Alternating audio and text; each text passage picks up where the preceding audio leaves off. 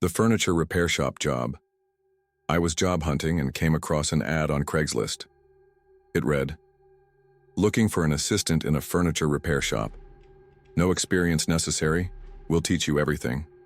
All you need is a willingness to work with your hands and a love for woodcraft." It caught my attention immediately. I had been struggling to find steady work for weeks, and the idea of learning a new skill while earning some cash seemed perfect. Plus, the wording in the ad felt approachable, almost personal, like they really wanted to take someone under their wing. I responded to the ad with a brief message about my interest and got a reply within a day. The owner, Jim, told me to come by his workshop for a trial day to see if I'd be a good fit. It sounded promising, but also a bit vague. Still, I was desperate, so I didn't question it. The workshop was located in an industrial part of town. When I arrived, I immediately noticed how out of place it seemed. The area was mostly warehouses and auto shops, yet here was this rustic, standalone building with a sign that read, "Jim's Restoration and Repair," in faded letters. As I walked in, the scent of sawdust and varnish hit me. The place was cluttered but oddly charming. There were tools hanging on every wall, stacks of wood leaning in corners, and half-finished pieces of furniture scattered throughout the shop. Jim, the owner, greeted me with a firm handshake. He was a tall, broad-shouldered man in his 50s with a graying beard and hands that looked like they had been sanding wood since birth. "Glad you came," he said, his voice gruff but not unfriendly. "I like to keep things simple around here. You work hard, you get paid. No drama, no excuses. Let's see if you're up for the job." He handed me a pair of gloves and pointed to an old wooden chair that looked like it had been pulled out of a dumpster. "You'll be sanding this today. Start with the seat, then move to the legs. Don't rush it, take your time and do it right." I dove into the task, determined to impress him. At first it was satisfying. The rhythmic motion of the sandpaper, the way the rough surface of the wood began to smooth out, it felt therapeutic. Jim occasionally walked by, checking my progress and giving brief pointers. "Don't press too hard," or "Watch the grain, follow it." By the end of the day, my arms were sore, but I felt a sense of accomplishment. Jim gave me a nod of approval and said, "Not bad. Come back tomorrow, and we'll see what you're really made of." I left the shop that evening feeling optimistic. For the first time in weeks, I felt like I had a purpose. The second day was tougher. Jim handed me a toolbox and told me to work on repairing the cracked arm of an antique rocking chair. "Glue and clamp it," he instructed, "and don't mess it up. This one's worth more than your paycheck." I worked carefully, trying to follow his instructions to the letter. But Jim's demeanor started to change. He was no longer the patient teacher from the first day. If I hesitated or asked a question, he'd snap at me. "Figure it out," he barked. "You think I've got time to babysit?" By the end of the week, I had learned a lot about furniture repair, but I had also learned that Jim had a temper. If I made even the slightest mistake, he'd launch into a tirade about how I was wasting his time. One day, I accidentally left a scratch on a table I was sanding. It was barely noticeable, but Jim saw it instantly. "Are you blind?" he shouted, slamming his fist on the workbench. "That's the kind of carelessness that ruins a business. Do it over." The worst incident happened on my second Friday. I was cleaning up the shop at the end of the day when I accidentally knocked over a small can of varnish. It spilled across the floor, seeping into a stack of wood planks. Jim exploded. "Do you have any idea how much that costs?" he screamed, his face turning red. He grabbed a hammer and threw it across the room. It hit the wall with a loud thud, and for a moment I thought he might throw something else, at me. I stood there, frozen, as he stormed off into his office, slamming the door behind him. Over the weekend, I couldn't stop thinking about the incident. Part of me wanted to quit, but another part of me felt like I should stick it out. Maybe Jim was just having a bad day. Maybe I was overreacting. When I showed up on Monday, things seemed normal at first. Jim barely acknowledged me as I started my tasks for the day. But as the hours went on, the tension in the shop became unbearable. Every time I looked up, I could feel Jim watching me, waiting for me to screw up. By lunchtime, I had made up my mind. I couldn't keep working in an environment where I felt constantly on edge. I told Jim I needed to talk to him. "I don't think this is working out," I said, trying to keep my voice steady. He didn't seem surprised. "Figures," he muttered, barely looking at me. "Kids these days can't handle hard work." I wanted to argue, to tell him that it wasn't the work that drove me away. It was him. But I held my tongue.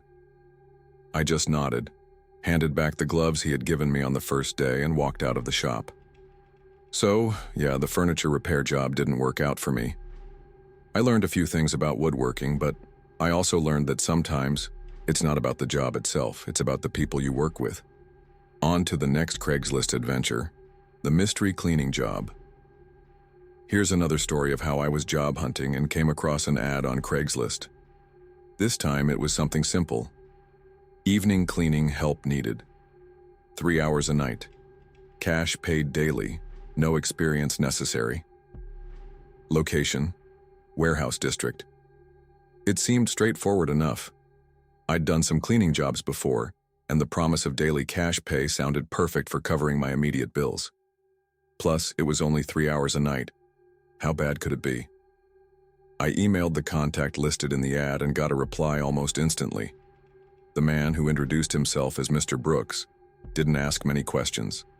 He just gave me an address and told me to show up at 7 p.m. sharp. His email was short and a bit curt, but I didn't think much of it.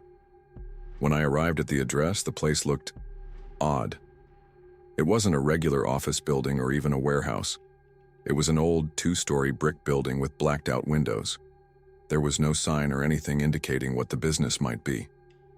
The only clue was a faded symbol on the door that looked like some kind of bird. I knocked, and a tall man in his late 40s answered. He had a thin frame, slicked back hair, and an unsettlingly calm demeanor. "You're here for the job," he said. It wasn't a question. I nodded. "Good. Follow me." The inside of the building was just as strange as the exterior. The first floor was an open space filled with long tables, chairs, and cabinets. Everything was meticulously clean, which struck me as odd for a place that needed a cleaning crew. Mr. Brooks led me to the second floor, which was even emptier. The only things there were a few closed doors and a long hallway. "You'll be cleaning this floor," he said. "The hallway, the bathrooms, and the rooms at the end." "What's in the rooms?" I asked. "Just offices," he said quickly, almost dismissively. "You don't need to worry about what's inside. Just make sure the floors are mopped and the trash is taken out. That's it." He handed me a mop, a bucket, and a set of keys. "One last thing," he added. "Don't stay past 10 p.m. And whatever you do, don't open the doors at the far end of the hallway." I stared at him, waiting for some kind of explanation, but he just walked off without another word. I started cleaning, and at first everything seemed fine. The work was easy: sweeping, mopping, emptying trash bins. The building was eerily quiet, but I told myself it was just because of the time of night. Still, something felt off. The hallway was dimly lit, with flickering fluorescent lights that buzzed constantly. Every so often I thought I heard faint noises, like whispering, but when I stopped to listen, there was nothing. I brushed it off as my imagination and kept working. When I reached the far end of the hallway, I couldn't help but glance at the doors Mr. Brooks had warned me about. They were different from the others, heavier, with reinforced locks and no windows. I couldn't understand why anyone would need doors like that in an office building. As I mopped the floor near the doors, I thought I heard something, a faint, rhythmic tapping sound coming from behind one of them. I froze, my heart racing, but then it stopped.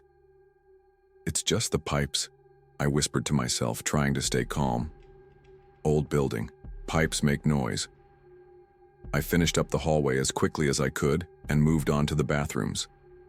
By the time I finished cleaning, it was just after 9:30 p.m. I was ready to pack up and leave when curiosity got the better of me. I knew I shouldn't, but I couldn't stop thinking about those strange doors. What was behind them? I decided to take a closer look, just a peek. I walked back to the hallway, my footsteps echoing in the silence. As I reached the doors, I noticed something I hadn't seen before. Scratches on the floor in front of one of them. Deep, jagged scratches, as if something heavy had been dragged across the tiles. My hand trembled as I reached for the handle. It was ice cold. Before I could turn it, I heard a noise behind me, a faint shuffling sound. I spun around, but the hallway was empty. My heart was pounding now, and I decided I'd had enough. I grabbed my stuff and left the building, locking the doors behind me. The next night I returned, determined to just do my job and not think about the doors. But the atmosphere was different. The strange noises were louder now, whispers, tapping, and even what sounded like faint scratching. I worked as quickly as I could, avoiding the far end of the hallway altogether. But as I was taking out the trash, I noticed something horrifying. The scratches on the floor near the doors were longer and deeper than they had been the night before. I didn't even finish my shift that night. I left the mop and bucket where they were and walked out without looking back. The next day I texted Mr. Brooks and told him I couldn't continue. He didn't ask why. His only response was, "Understood." To this day I still wonder what was behind those doors, but I don't think I ever want to find out. So yeah, that cleaning job didn't work out for me. On to the next Craigslist adventure, the overnight warehouse job. Here's another story of how I was job hunting and came across an ad on Craigslist. This time, it was for a night shift position at a warehouse. Overnight stock associate needed, $20 per hour, must be able to lift up to 50 pounds. Quiet work environment, perfect for night owls. No experience necessary. Apply today. The pay was better than anything else I'd seen lately, and the description made it seem easy enough. I was no stranger to heavy lifting, and the idea of working nights didn't bother me. I figured it'd just be a quiet shift unpacking boxes or organizing shelves. I sent in my application and got a response almost immediately. The manager, a guy named Derek, told me to come in that night for a trial shift. He sounded friendly over the phone, and his eagerness to hire me put me at ease. Little did I know that this was going to be one of the strangest nights of my life. The warehouse was located on the outskirts of town, in a desolate industrial area. When I pulled up, the building loomed large and dark against the night sky, with only a single light above the entrance to guide me. The parking lot was empty except for one beat-up truck. I walked inside and found Derek waiting for me near the loading dock. He was a short, stocky man with a big smile and an energy that seemed a little too high for someone working a night shift. "Glad you're here," he said, clapping me on the back. Derek gave me a quick tour of the place, which was enormous. Rows and rows of shelves stretched as far as the eye could see, filled with crates, boxes, and pallets. The air smelled faintly of cardboard and stale coffee. "Most of what we do here is pretty simple," Derek explained. "Unpack deliveries, restock shelves, and keep things tidy. Easy enough, right?" I nodded, trying to ignore the uneasy feeling creeping up my spine. The warehouse was almost too quiet. Aside from Derek and me, I didn't see anyone else. "What happened to the last guy who worked here?" I asked casually. Derek's smile faltered for a split second before returning. "Ah, you know how it is with night shifts. Some people just can't hack it." He changed the subject quickly, handing me a clipboard.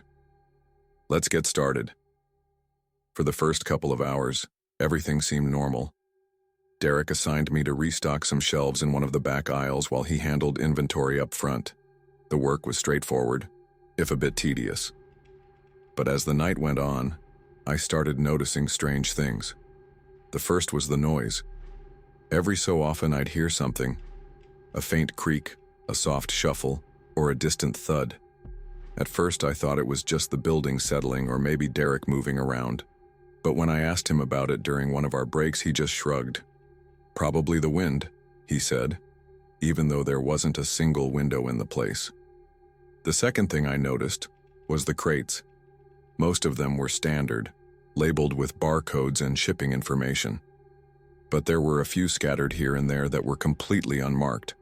No labels, no logos, nothing. They were sealed tight with thick metal bands, and when I tried to move one, I found that it was much heavier than the others. "What's in these?" I asked Derek. "Don't worry about those," he replied quickly, almost too quickly. "Just focus on the regular stock." Around midnight, things started getting weirder. I was working in one of the back aisles when the lights above me flickered. I stopped what I was doing and looked up, waiting for them to stabilize. That's when I heard it. A low, guttural growl coming from somewhere nearby. I froze, my heart racing. "Derek?" I called out, my voice echoing through the aisles. No response. I stood there for what felt like an eternity, straining to hear anything else. Finally, I convinced myself it was just my imagination and went back to work. But the feeling of being watched wouldn't go away. At around 2 a.m., Derek came to check on me. "How's it going?" he asked, his tone casual. But there was something in his eyes that seemed off. I told him about the growling noise, expecting him to laugh it off or offer some kind of explanation. Instead, his face grew serious. "You probably just heard one of the machines," he said, but his voice lacked conviction. "This place has a lot of old equipment, makes all kinds of weird noises." It wasn't a convincing answer, but I let it slide. As Derek walked away, I noticed something strange. He was heading toward one of the unmarked crates, the ones he had told me not to worry about. I watched as he knelt beside it and ran his hand along the edge, almost like he was checking it for something. By 3 a.m., I'd had enough. The noises were getting louder and more frequent, and I was sure I saw something moving in the shadows at one point, something large and fast. I tried to convince myself it was just my tired eyes playing tricks on me, but deep down, I knew better. I found Derek near the loading dock and told him I wasn't feeling well. "I think I need to go home," I said, trying to sound casual. Derek didn't argue. He just nodded and said, "All right. But before you go, can you do me a favor? Just check the shelves in aisle 17. Make sure everything's in order." Aisle 17 was one of the darkest and most isolated parts of the warehouse. I hesitated but eventually agreed, figuring it would be quicker to just do it than to argue. When I got to aisle 17, I immediately noticed something was wrong. Several of the boxes had been torn open, their contents spilled across the floor. It looked like something had clawed through them. My stomach dropped as I scanned the area, half expecting to see whatever had caused the damage. That's when I heard it again, the growl. But this time, it was louder, closer. I turned around slowly and saw something moving in the shadows at the far end of the aisle. I didn't wait to get a better look. I dropped the clipboard and ran. By the time I got to my car, I was shaking. I didn't even bother clocking out. As I drove away, I saw Derek standing in the doorway of the warehouse watching me leave. I never went back and Derek never called to ask why. So yeah, that warehouse job didn't work out for me. On to the next Craigslist adventure, the dog-sitting disaster. Here's another story of how I was job hunting and came across an ad on Craigslist. This one seemed harmless enough. Dog sitter needed. $100 per night. Must stay at the house overnight. No special skills required, just feed and walk the dog. Great for animal lovers. I've always liked dogs, and $100 a night sounded like a sweet deal for what seemed like an easy gig. I figured I'd get to hang out with a cute dog, watch TV, and make some cash. What could go wrong? I emailed the poster, a woman named Olivia, and she responded almost immediately. She sounded pleasant enough in her email, explaining that she'd be out of town for a couple of days and needed someone to look after her golden retriever, Max. She gave me the address, and we arranged for me to come by that evening to meet her and the dog. When I arrived, Olivia's house was impressive, an old Victorian home on the edge of a quiet neighborhood. The front yard was immaculately kept, and the place looked like it belonged on the cover of a home decor magazine. Olivia greeted me at the door, smiling warmly.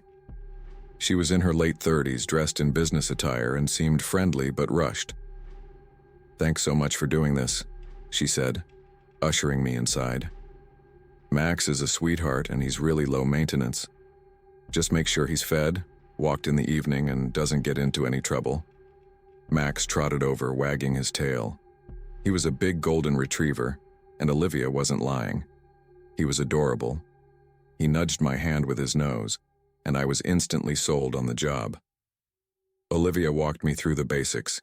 His food was in the pantry, his leash hung by the door, and she left a list of emergency numbers on the counter. "Oh, and one more thing," she said, hesitating for just a moment.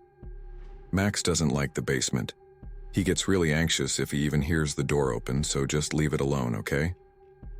"Got it," I said, not thinking much of it. That night started out fine. Max was playful and friendly, and we spent most of the evening watching TV on the couch. When it was time for his walk, I grabbed the leash and took him around the neighborhood. Everything was calm and peaceful, and I couldn't believe how easy the job was. But things took a weird turn after we got back to the house. It started with the scratching. Around 11 p.m., as I was getting ready for bed, I heard what sounded like scratching coming from downstairs. At first I thought it was Max, but when I checked, he was lying in the living room, sound asleep. I stood at the top of the stairs listening. The sound was faint but persistent, like something, or someone, was dragging their nails across wood. It seemed to be coming from the basement. I remembered what Olivia had said about the basement and decided to ignore it. Maybe it was just the old house settling, I told myself. But Max didn't seem to think so. He was awake now, sitting up with his ears perked and his eyes fixed on the basement door. A low growl rumbled in his throat, something I hadn't heard from him before. By midnight, the scratching had stopped, and I was beginning to relax again. I was lying on the couch with Max at my feet scrolling through my phone when I heard another noise. This time, it was a creak, like a floorboard shifting. Max jumped up instantly, barking at the basement door. His reaction sent a chill down my spine. I tried to calm him down, but he wouldn't stop growling. I decided to check the door, just to reassure myself that nothing was there. I walked over and turned the knob, pulling it open just a crack. The basement stairs descended into darkness, and the air that wafted up was cold and damp. "Hello?" I called out, feeling ridiculous as soon as I said it. No response. Max stayed by my side, barking furiously now. I shut the door and locked it, my heart racing. I managed to get Max to calm down, and eventually, we both fell asleep. But the peace didn't last long. At around 3 a.m., I woke up to the sound of heavy footsteps coming from the basement. My stomach dropped. These weren't faint creaks or scratches. These were deliberate, slow footsteps, as if someone was walking up the stairs. Max was barking again, louder and more frantic than before. I grabbed my phone and called Olivia, my hands shaking. "Something's wrong," I said as soon as she picked up. "I think there's someone in the basement." Olivia was silent for a moment. Then she said in a strange, flat tone, "Did you open the door?" I didn't go down there," I stammered. "I just opened it a little." Another pause. "You need to leave," she said finally. "Take Max and get out of the house. Now." Her voice was calm, but there was an urgency in her words that terrified me. I didn't ask any questions. I grabbed Max's leash, threw on my shoes, and bolted out the front door. When I got to my car, I looked back at the house. The lights were still on, and for a moment I thought I saw a shadow move across one of the upstairs windows. I drove to a nearby gas station and called Olivia again, but this time she didn't answer. I waited for what felt like hours before finally getting a text from her. "Thank you for letting me know. You can leave Max at the shelter on 5th Street. I'll pick him up tomorrow." That was the last I ever heard from her. To this day, I don't know what was in that basement, and I don't want to know. I dropped Max off at the shelter like she asked, and I never went back to that house. So, yeah, dog sitting didn't work out for me. On to the next Craigslist adventure, the handyman horror. Here's another story of how I was job hunting and came across an ad on Craigslist. This one seemed like a simple handyman gig. Part-time handyman needed for house repairs. $25 per hour, tools provided. Must be able to work evenings. Ideal for those with some basic DIY skills. Immediate start. I wasn't exactly a handyman, but I knew my way around a hammer and a wrench. The pay was decent, and I figured I could fake it if the tasks weren't too complicated. I replied to the ad, and within an hour I got a call from the homeowner, a man named Mr. Aldridge. His voice was deep and deliberate with a faint rasp. He told me he needed someone to fix a few things in his old family house, and that the job was easy. He emphasized that he'd be there the whole time to supervise, which was a bit odd, but didn't raise too many alarms. The address he gave me was in a secluded area just outside town, but the money was good, so I didn't hesitate. I arrived at the house just before sunset. It was enormous, the kind of place that had probably been beautiful decades ago but now looked tired and neglected. The shutters were crooked, the paint was peeling, and the entire property seemed to sag under the weight of its own age. Mr. Aldridge was waiting for me on the front porch. He was tall and thin, dressed in a worn suit that seemed out of place for a handyman job. His pale skin and sunken eyes gave him a ghostly appearance, but he greeted me politely and offered a firm handshake. "Thank you for coming," he said, his voice as deep and raspy as it had been on the phone. "The house has history. It's been in my family for generations, but it's seen better days." He led me inside, and I couldn't help but feel a chill as I stepped through the door. The interior was dimly lit, with antique furniture and walls lined with faded portraits. The air was heavy with the smell of dust and something faintly metallic.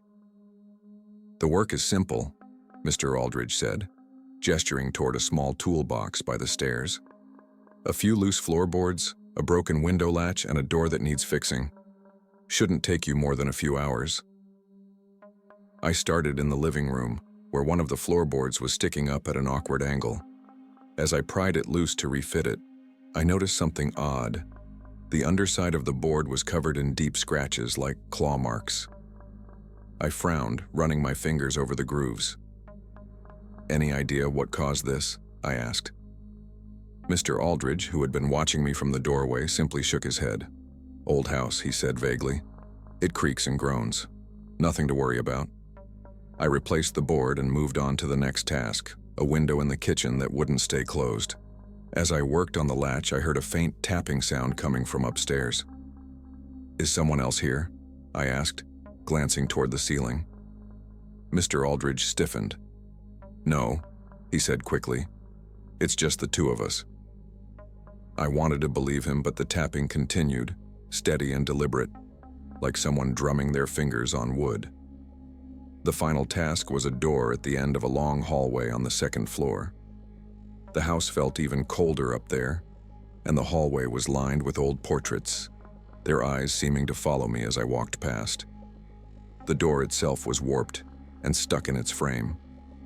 As I inspected it, I noticed deep gouges around the edges, as if someone, or something, had tried to claw their way through. "What happened here?" I asked, turning to Mr. Aldridge. He hesitated, his pale face growing even paler. "Just fix it," he said quietly. The unease I'd been feeling all night turned into full-blown dread. Still, I forced myself to work, prying the door loose and sanding down the edges. As I worked, I thought I heard whispering coming from behind the door, so faint it was almost imperceptible. I tried to convince myself it was just the wind. When the door was finally fixed, I pushed it open to make sure it swung smoothly. The room on the other side was dark, with no furniture except for a single chair facing the corner. "Is this some kind of storage room?" I asked, stepping inside to get a better look. Mr. Aldridge didn't answer. When I turned around, I saw him standing in the doorway, his expression unreadable. "You've done enough for tonight," he said, his voice low and tight. "You can go now." I didn't argue. I gathered my tools and left as quickly as I could, but as I stepped outside, I noticed something strange. The house, which had looked dilapidated when I arrived, seemed even worse now, like it had aged another 50 years in the few hours I'd been inside. As I drove away, I glanced in my rearview mirror. For a brief moment, I thought I saw a figure standing in the upstairs window, watching me leave. But when I blinked, it was gone. Mr. Aldridge sent me the payment the next morning, but I never heard from him again. I couldn't shake the feeling that I had barely escaped something terrible. To this day, I wonder what was really going on in that house. So yeah, the handyman job didn't work out for me. On to the next Craigslist adventure, the overnight security job. Here's another story of how I was job hunting and came across an ad on Craigslist. This time, it was for a security guard position. Night security needed. $22 per hour. Easy work. Monitor premises and report any suspicious activity. Must be dependable. No prior experience required. It sounded like a breeze. I wasn't in great shape or anything, but the ad didn't mention needing any special training. Watching cameras and walking around a quiet building for a few hours, I could handle that. I applied and got a call from the site manager, a guy named Mr. Harlan, within an hour. His voice was gruff and impatient, but he seemed eager to hire me. "Can you start tonight?" he asked. "Sure," I said. He gave me the address, which turned out to be an old manufacturing facility on the edge of town. He mentioned that the building wasn't in use anymore, but still needed to be monitored at night for insurance reasons. It sounded simple enough, so I didn't ask many questions. When I pulled up to the site that night, I was immediately struck by how isolated it was. The factory loomed in the darkness, its windows shattered in places and its walls covered in graffiti. The entire area felt abandoned, and the only light came from a single bulb over the main entrance. Mr. Harlan was waiting for me just inside. He was a burly man in his 50s, with a thick beard and a cigarette dangling from his lips. He handed me a flashlight and a walkie-talkie. "Here's the deal," he said. "Your job is to patrol the building every hour, check the doors, the windows, and make sure no one's trespassing. If you see anything weird, call me on the walkie." "What kind of weird?" I asked, trying to sound casual. "Anything," he said curtly. "Homeless people, vandals, whatever. Just report it." The first couple of hours were uneventful. I walked through the building, shining my flashlight into dark corners and empty hallways. The place was massive, with multiple floors and a labyrinth of rooms that all looked the same. The only sound was the echo of my footsteps on the concrete floor. Around midnight, I stopped by the security office, a small room with a desk and a wall of ancient monitors that displayed feeds from various cameras around the building. Most of the screens were black, but a few still worked, showing grainy images of the empty hallways and entrances. I sat down to take a break, scrolling through my phone to pass the time. That's when I noticed something strange on one of the monitors. In the bottom right corner, a camera pointed at a storage room showed movement. It was subtle, just a flicker of motion near the edge of the screen, but it was enough to make me sit up. I leaned closer, squinting at the grainy footage. For a moment, I thought I saw a shadow pass by, but it was gone too quickly to be sure.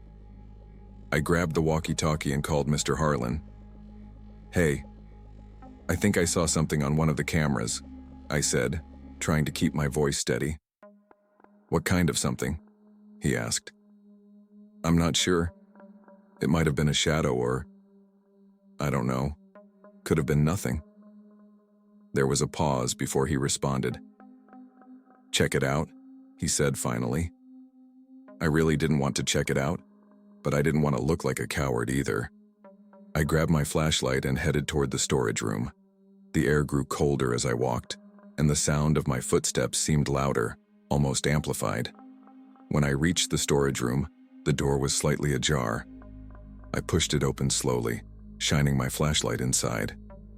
The room was empty, or at least it looked empty. There were rows of old shelves covered in dust, and cobwebs hung from the ceiling.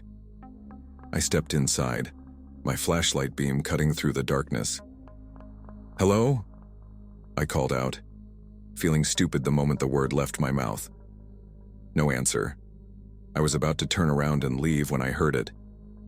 A faint whisper, so soft I almost didn't catch it. I froze, my heart pounding. "Is someone there?" I asked, my voice trembling.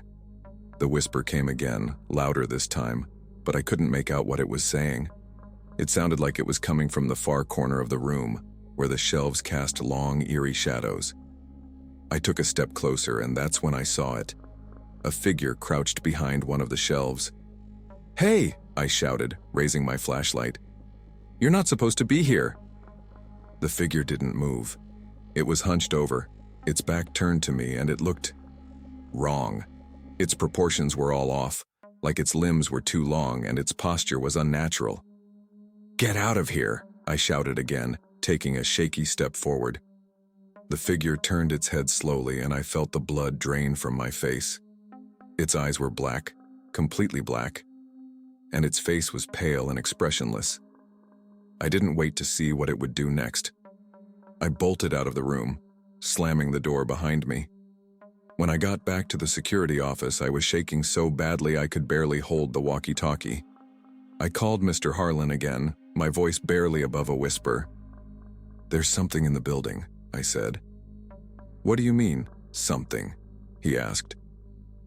"I don't know what it is, but it's not human." Another long pause. "Leave," he said finally. "Lock the front door behind you and leave." I didn't need to be told twice. I grabbed my stuff and ran out of the building, not even bothering to do a final patrol. The next morning, Mr. Harlan sent me my pay via Venmo with no explanation, no follow-up. I didn't ask for one. I never went back to that building, and I hope I never have to. So, yeah, the security job didn't work out for me. On to the next Craigslist adventure.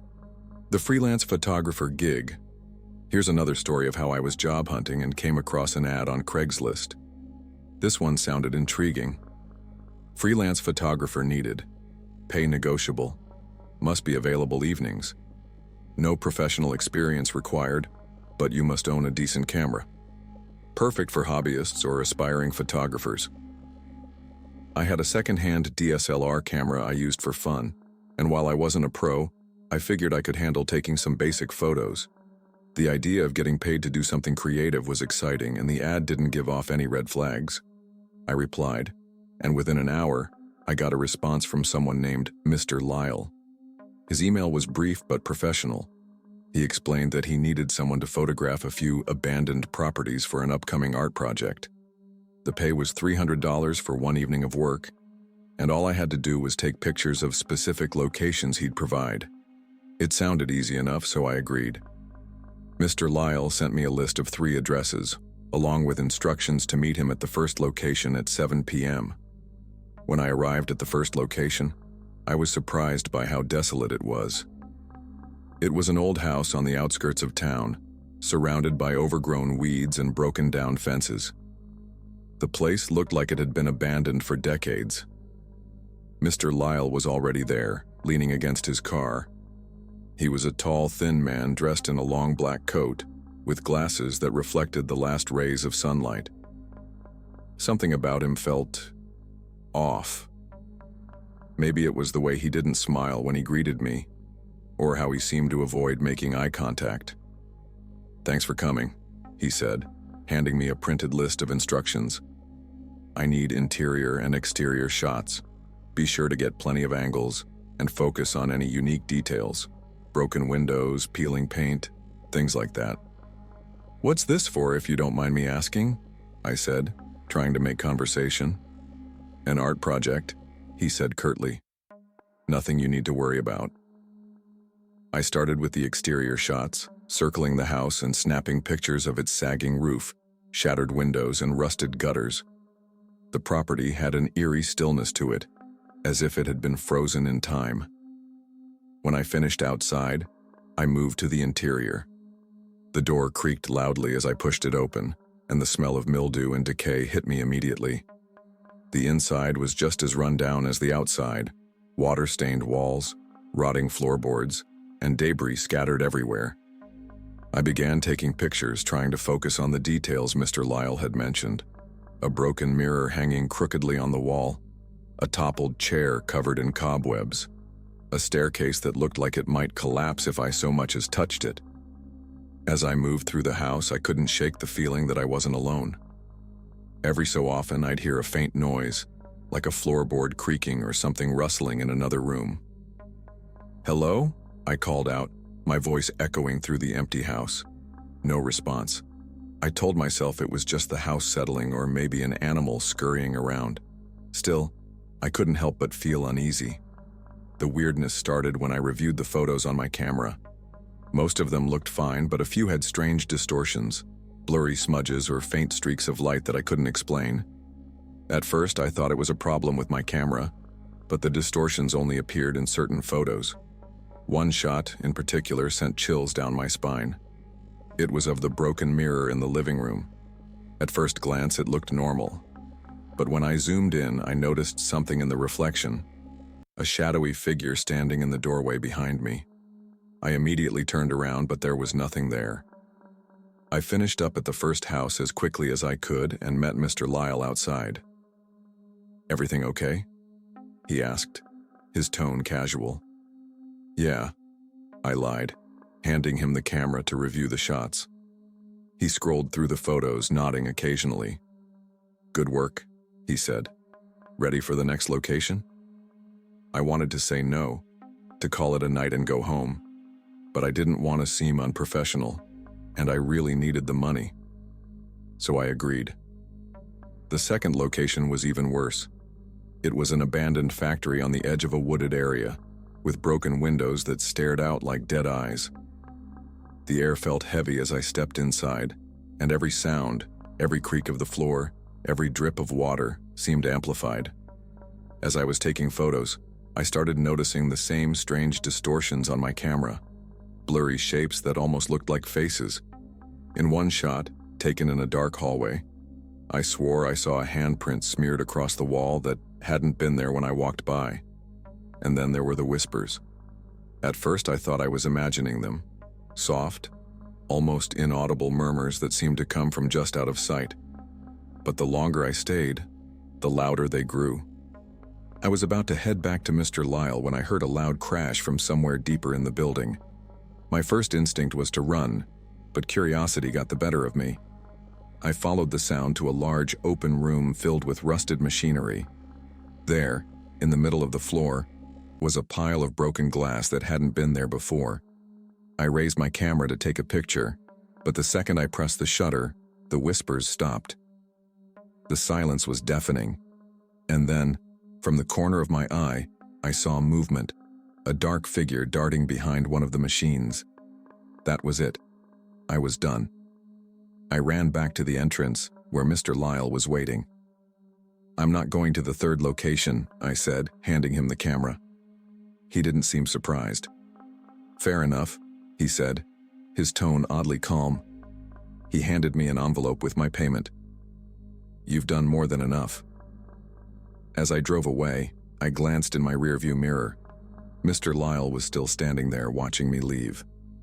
I never found out what those distortions were or why the locations he chose felt so wrong, but I didn't want to know. So yeah, the photographer gig didn't work out for me. On to the next Craigslist adventure. The Craigslist babysitting nightmare. Here's another story of how I was job hunting and came across an ad on Craigslist. This time, it was for babysitting. Babysitter needed for one night, $150 for 5 hours, parents going out for an event, child is well behaved, easy job for anyone with a little experience. I didn't have professional babysitting experience, but I had looked after my younger cousins a few times, so I figured I could handle it. The pay was good and it was only one night. How hard could it be? I responded to the ad and the mother, a woman named Karen, called me within the hour. Karen sounded kind and professional over the phone, but she seemed a little nervous, like she was in a hurry to get someone lined up. She gave me the details. I'd be watching her son, Lucas, at their home from 7 p.m. to midnight, while she and her husband attended a charity gala. She assured me Lucas was easygoing and would likely be asleep for most of the night. It all sounded straightforward, so I accepted. When I arrived at their house, it was exactly what you'd expect from a family with a young kid. Toys scattered on the lawn, cartoon stickers on the windows, and a couple of bikes leaning against the garage. Karen greeted me at the door, looking elegant in a long evening gown. Her husband, a tall, quiet man in a sharp suit, stood behind her, nodding politely. "Thank you so much for coming," Karen said, handing me a list of instructions. "Lucas is already in bed, so you shouldn't have any trouble. Just check on him every now and then, and feel free to help yourself to snacks or TV." "No problem," I said, trying to hide my nervousness.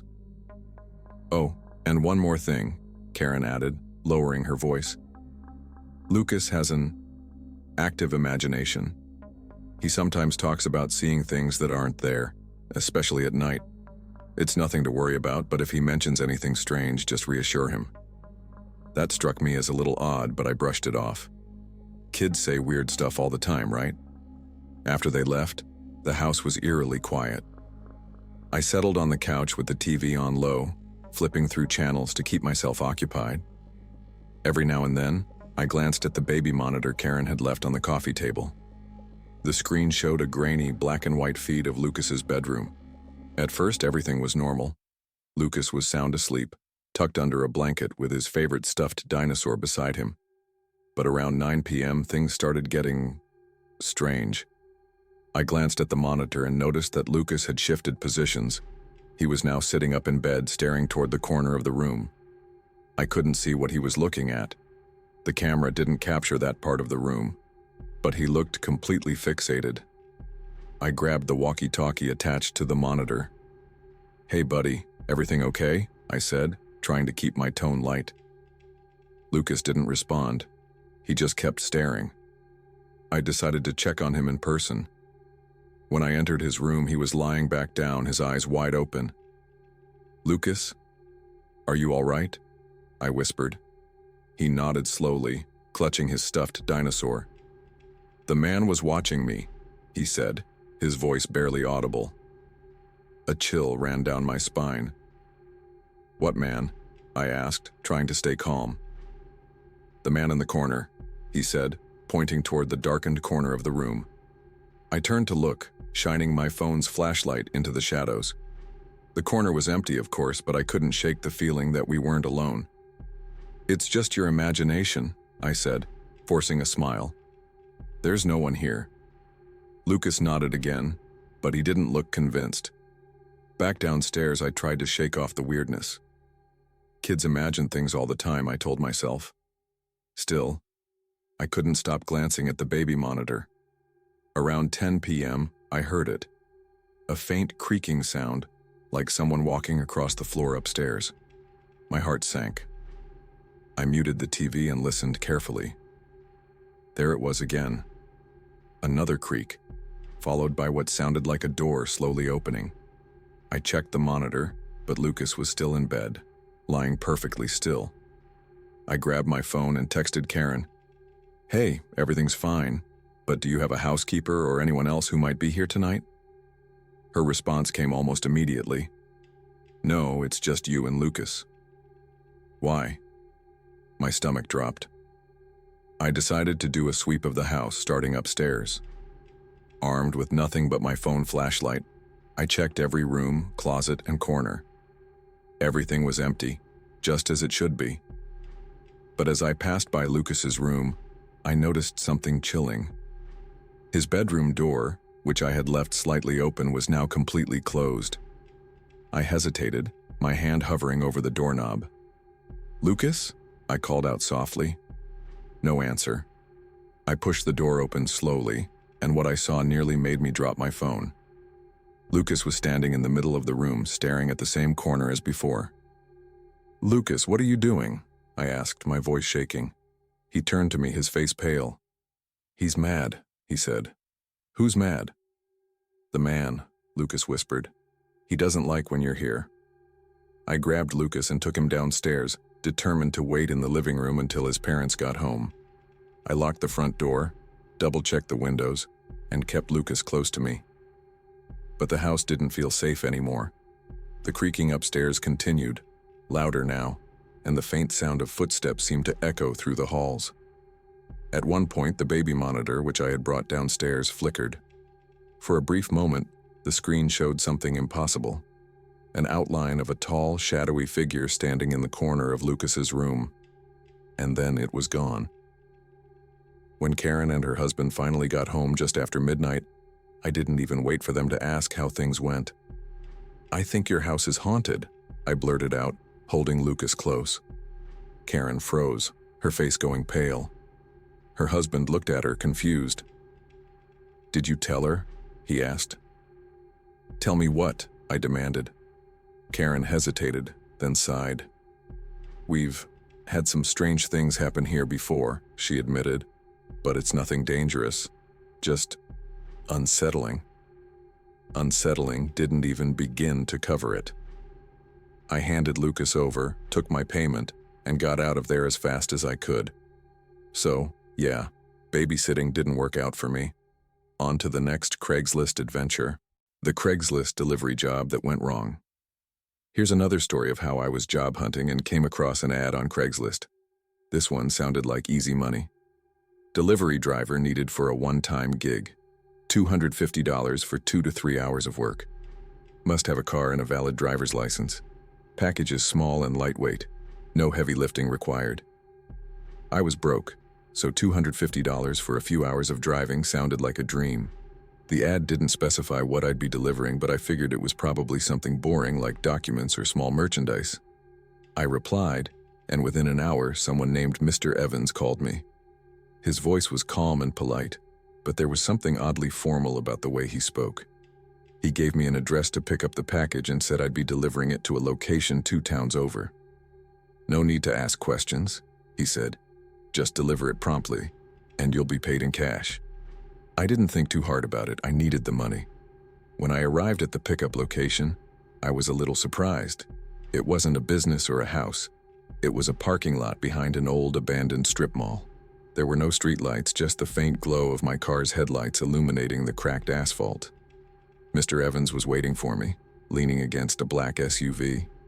He was tall and thin, dressed in a crisp black suit that looked way too fancy for a back alley deal. His face was pale, and he wore dark sunglasses, even though it was well past sunset. "Thanks for coming," he said, handing me a small black box. It was about the size of a shoebox, wrapped neatly in plain paper with no markings. "Do I need to know what's in here?" I asked, half joking. "No," he said flatly. "Just deliver it to the address I gave you. Don't open it and don't make any stops along the way." He handed me an envelope with $100 in cash. "The rest will be waiting for you at the drop-off," he added. As I drove toward the drop-off point, I couldn't shake the weird feeling I got from Mr. Evans. Who wears a suit like that for a Craigslist gig? And why was the pickup spot so sketchy? The box sat in the passenger seat, completely silent. But the longer I drove, the heavier it seemed to feel, like it was pressing down on the seat. I told myself it was just my imagination, but I couldn't stop glancing at it out of the corner of my eye. Half an hour into the drive, my phone buzzed. It was a text from an unknown number. "Did you open it yet?" My heart skipped a beat. I hadn't told anyone about the job, and I was sure Mr. Evans didn't have my number. I ignored the text, but a few minutes later my phone buzzed again. "You shouldn't have taken the job." I pulled over to the side of the road, my hands shaking. I checked the sender's number, but it was blocked. I was debating whether to turn around and bail on the whole thing when I heard a soft thump from the passenger seat. I froze, staring at the box. It hadn't moved, but I could have sworn I heard something shift inside. Slowly, I reached over and pressed my hand against it. It was warm. That didn't make any sense. The night was cold, and the car's heater wasn't even on. My phone buzzed again. Another text. "Don't open it." I decided to keep driving, telling myself I was just being paranoid. But as I got closer to the drop-off point, the weirdness escalated. The box started making faint noises, soft scratching sounds like something inside was trying to get out. At one point I thought I heard a faint whisper, but when I turned off the radio to listen, it stopped. I tried to distract myself by focusing on the road, but the texts kept coming. "You're running out of time. Turn back now." It's too late. When I finally reached the drop-off location, it was even creepier than the pickup spot. The address led me to an old, crumbling building at the edge of a forest. The windows were boarded up and there was no sign of anyone around. I parked and stepped out of the car, clutching the box tightly. As I approached the building, the air grew colder and the silence was almost oppressive. I knocked on the door, but no one answered. My phone buzzed again. Leave it and go. I hesitated, then placed the box on the doorstep and turned to leave. But before I could take a step, I heard a voice behind me. "You're not supposed to be here." I spun around, but there was no one there. Just the box, sitting on the doorstep like it was waiting for me. I got back in my car and drove away as fast as I could. I didn't care about the remaining $150, I just wanted to get as far from that place as possible. But as I glanced in my rearview mirror, I saw something that made my blood run cold. A figure was standing in the middle of the road behind me, holding the box. I didn't stop. I didn't look back again. The next morning, I found another envelope on my porch. Inside was $150 in cash and a note that said, "Job complete. Don't ask questions." So, yeah, the delivery job didn't work out for me. On to the next Craigslist adventure, the perfect Craigslist job. Here's a story of how I was job hunting and for once everything actually worked out. I was scrolling through Craigslist late one night, half expecting nothing but scams and sketchy offers, when I stumbled across an ad that sounded almost too good to be true. Assistant needed at local bookstore. $18 per hour, flexible hours, ideal for book lovers. No experience necessary, but must enjoy organizing and helping customers. I've always been a sucker for bookstores, and the thought of spending my days surrounded by stories instead of warehouses or weird deliveries sounded like a dream. I sent a reply immediately, telling them about my love for books and my willingness to start right away. The next morning, I got a response from someone named Ms. Gardner. She invited me to come in for an interview that afternoon. The bookstore, called Wickham's Books and Curiosities, was tucked away on a quiet street downtown. It was the kind of place that felt magical the moment you stepped inside. Dimly lit, with rows of wooden shelves that stretched all the way to the ceiling. The air smelled like old pages and fresh coffee, and soft jazz played in the background. Ms. Gardner, the owner, was a kind woman in her early 60s, with round glasses and a warm smile. She greeted me at the door and led me to a small table near the front of the shop. The interview felt more like a conversation than anything formal. She asked me about my favorite books, why I wanted to work there, and whether I was comfortable lifting heavy boxes. Apparently, restocking involved a lot of shipments. By the end of it, I felt completely at ease. "Well," she said, standing up and shaking my hand, "I think you'll fit in perfectly here. Can you start tomorrow?" I could barely contain my excitement. "Absolutely," I said, grinning from ear to ear. My first day on the job was everything I'd hoped for and more. I spent the morning unpacking boxes of books, organizing shelves, and learning the layout of the store. Ms. Gardner showed me how to use the old cash register, which made a satisfying ding every time the drawer popped open. I even got to help a customer find a specific book they'd been searching for, a rare, leather-bound edition of Wuthering Heights. The look on their face when I found it in the back room was priceless, and it gave me a sense of pride I hadn't felt in any of my other jobs. As the weeks went by, I started to feel like I belonged there. The shop had its quirks, like the mysterious back room filled with antique books and curiosities, some of which looked like they belonged in a museum. Ms. Gardner never let me dust or organize back there, saying it was her special collection. But the rest of the store was my domain, and I loved every second of it. I got to meet regular customers, recommend books, and even help set up a monthly book club. One day, Ms. Gardner pulled me aside and handed me a small wrapped package. "This is for you," she said, smiling. Inside was a beautiful leather journal with my name embossed on the cover. "You've been such a help around here," she said. "I thought you might like a place to write down your own stories." For the first time in years, I felt like I'd found a job that wasn't just about making money. It was something I actually enjoyed. And the best part? It came from a Craigslist ad, proving that sometimes you really can find a gem in the most unexpected places. So, yeah, this time the job worked out for me. And honestly, I couldn't be happier.